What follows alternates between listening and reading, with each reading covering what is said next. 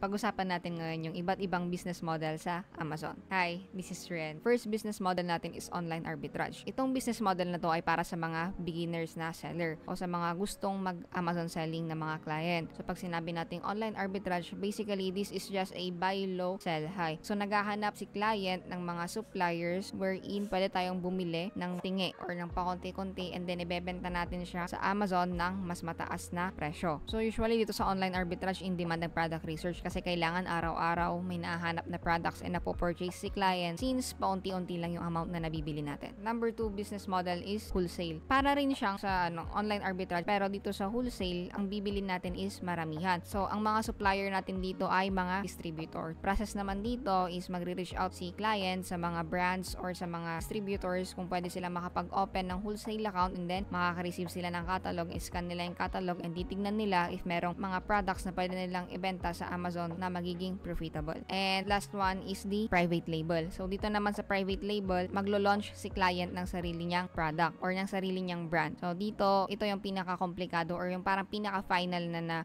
pinakamataas na yan sa pag-i-scale ng isang Amazon seller kapag naging private label na yung kanyang Amazon store. Kasi dito, sariling brand nga maglalabas siya as in from scratch. So sa kanyang brand name, sa kanyang product listing and all. Kasi sa wholesale guys and online arbitrage, nakikisakay lang tayo sa listing ng mga ibang seller. So, hindi tayo nagkikreate ng sarili nating mga listing. Yan guys, 3 main business model ng Amazon. We have online arbitrage, wholesale, and private label. Like and follow for more tips.